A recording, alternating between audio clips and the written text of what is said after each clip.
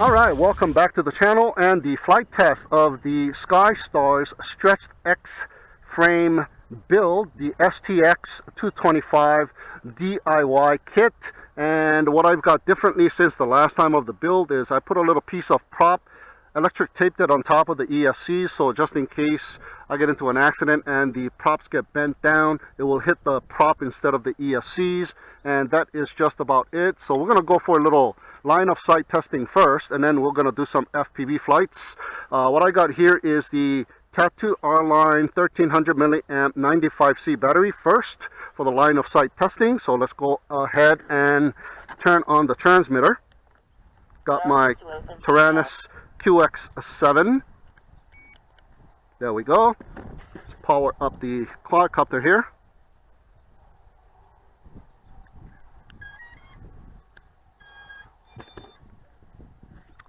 Alright, let's go ahead and check it out. A little breezy today.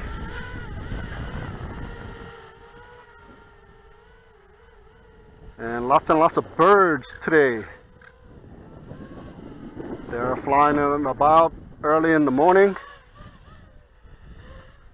Okay, I'm running Betaflight default PIDs. Everything is stock, just the way it was configured. Did not change anything at all. So this is kind of like right out of the box after the build. And it is looking pretty decent. 2 minutes. Yep, pretty nice. The wind's gonna play a little role here, it looks like. It's so early in the morning and the wind is picking up, so today is going to be a pretty windy kind of day, looks like. So let's do a little punch out. Not bad. Okay, one more punch out. It sounds good, and it's got enough power. Not bad at all for our first line of sight testing. Not bad. Okay, flicking it over to acro. Even the rates are not my rates, it's Betaflight default rates. And it's flying pretty smooth.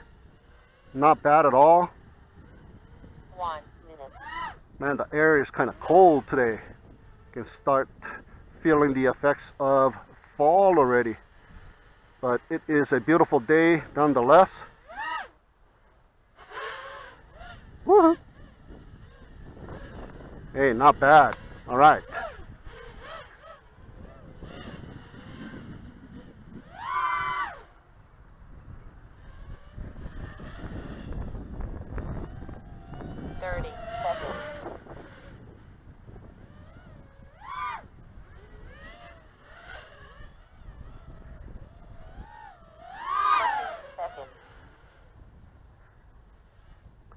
Looks pretty good.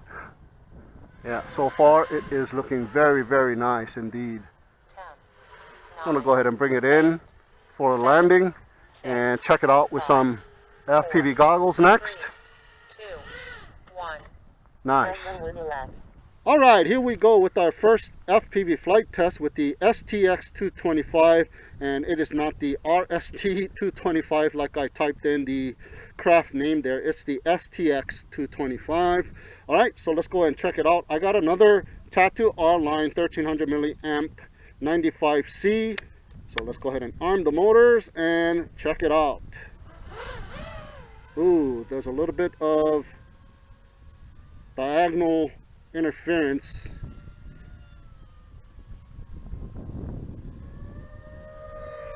On the FPV video feed, and it is still there.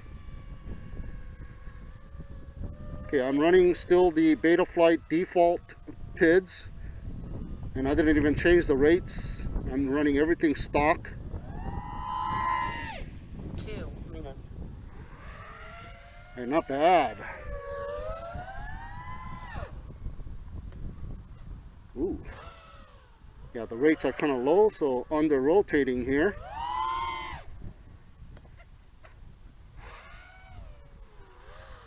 it isn't that bad. Okay, there you go. Sounds good.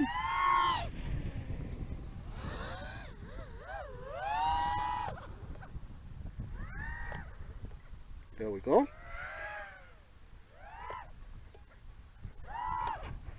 Takes a while for the rotation there.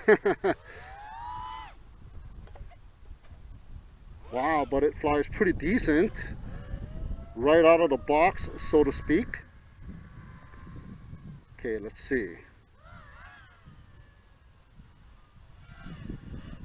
1 minute. Wow, this thing flies pretty decent. There's a little prop wash there.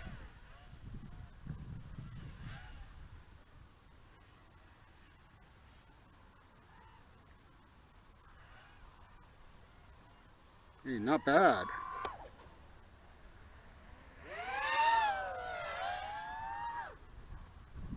Thirty seconds.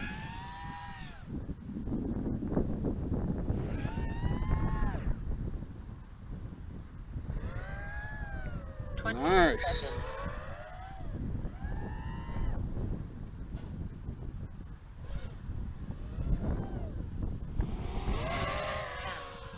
A little bit of prop wash, but other than that, man, this thing is not bad at all right out of the box. 4, 3, 2, 1.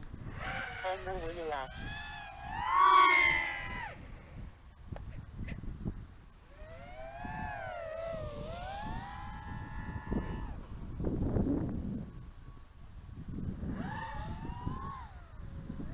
Very, very nice, actually. Oh, wow. This is another nice quad for you to build and fly.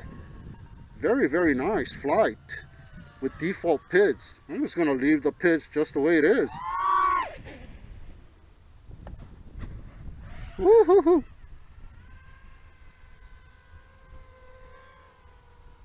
Yeah, pretty decent flight time too, right around 3 minutes with the 1300 milliamp Tattoo R-line. All right. Pretty smooth.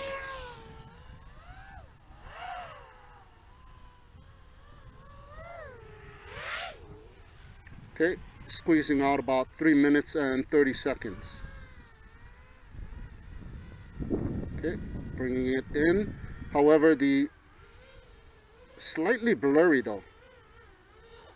All right, there we go. Our first FPV test flight with the STX225.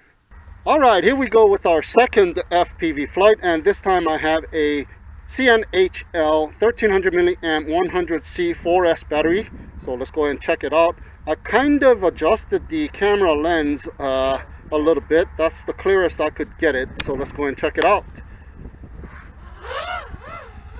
I didn't change any of the settings. It is still a little bit blurry, isn't it?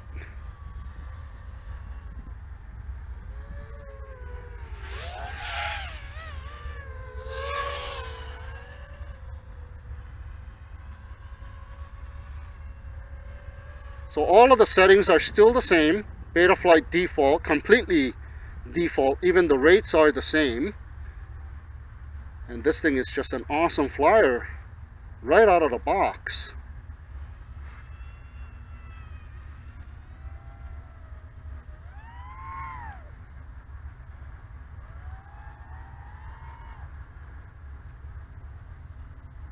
Nice and smooth. Okay, XM Plus receiver is doing its job.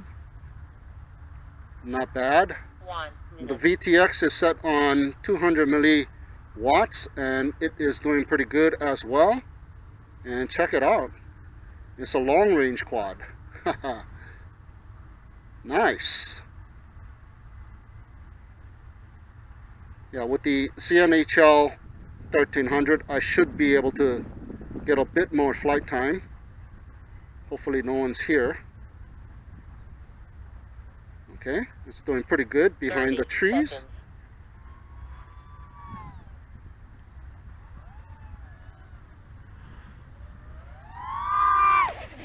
20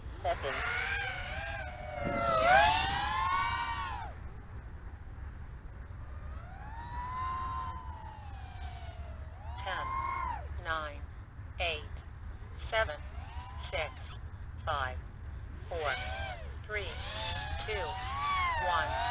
Timer when elapsed. This is a good flyer, guys. $110. Build it yourself, and then you can fly it yourself. Kind of, I guess.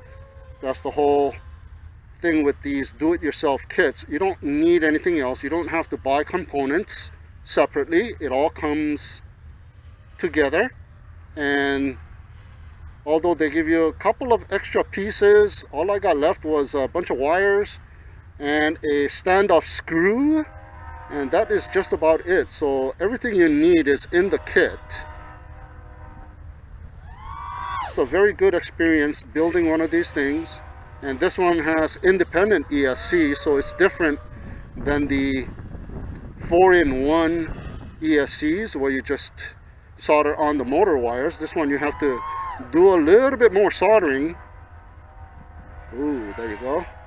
I didn't stop it in time. But it's really rewarding to build it yourself and learn more things about building quadcopters. Like those jumper pads that I had to jump. I didn't know anything about those. I have no electrical background, so I had no idea those were jumper pads.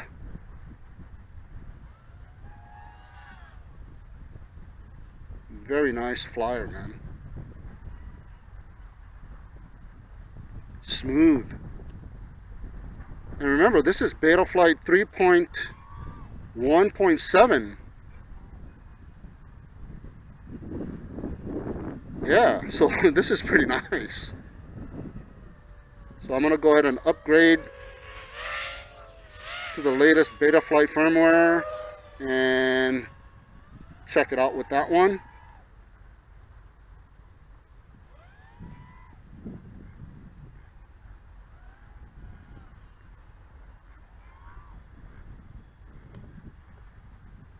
I'm still under rotating. Alright, we've been flying for 4 minutes, a little over 4 minutes with the CNHL 1300. And check it out, we're going to squeeze out a lot more flight time with that battery. Nice. So this thing has nice flight time as well. Very nice. And the VTX is doing pretty good. At the 200 milliwatt setting, I'm able to go through these trees over here from that distance. Don't want to do it too much. Get a little static and you hit a tree and there goes the quadcopter. Alright, let's go ahead and slowly bringing it in here. Over 5 minutes of flight time. Nice.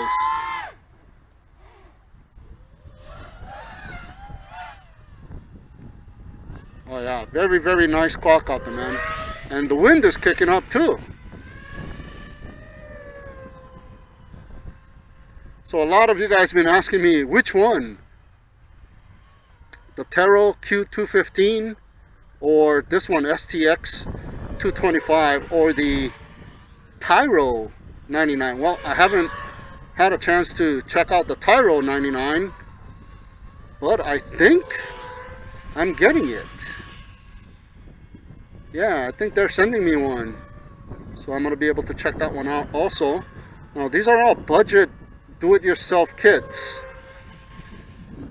And the price is coming in at $112 for the Tero Q215, which is awesome. And this one is just $110, which is also awesome. But you got to work a little bit harder to build this one because of the independent ESCs. You gotta do more soldering. Check it out, guys. I'm flying over 6 minutes with this thing.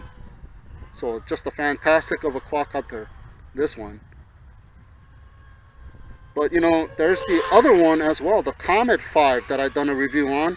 Although I got the bind and fly version, that one also comes as a kit. It's a little bit more expensive, but that one is an awesome build as well. and you can fly 6S with it if you get the 1800 kV motors, but that 2500 kV motor find and fly unit, or if you get the build, I think the build costs $179 on that one, but I think that one is an awesome build as well. I'm going to go ahead and bring it in for a landing, and we have hit 7 minutes of flight time with this thing. That is just awesome.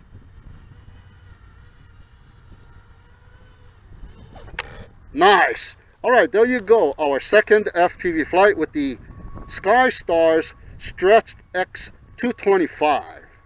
All right, just got done checking out the SkyStars Stretched X frame build, the STX225 do-it-yourself kit, and this thing is just an awesome build, guys. It comes in at a price of $110.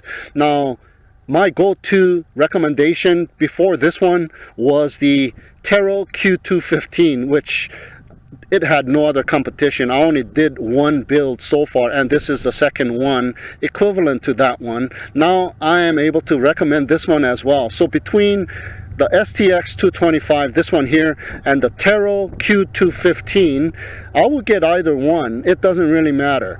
That one, however, the Tero Q215 has that 4-in-1 ESC, so you have a lot less soldering to do.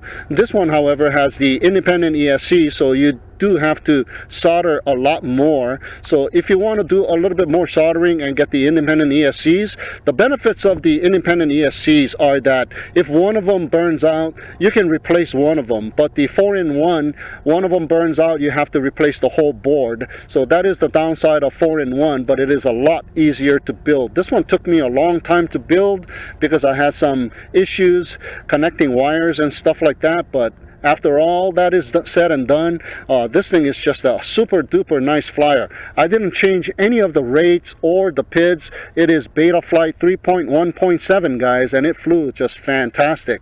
So I'm probably going to upgrade the firmware to the latest Betaflight and tweak the PIDs a little bit, and it'll be a terrific flyer as well. So there you go, guys, my test flight review of the SkyStars Stretched X build, the STX225 do-it-yourself kit. Thank you so much for tuning in and watching. Have a great day, and we'll see you again next time.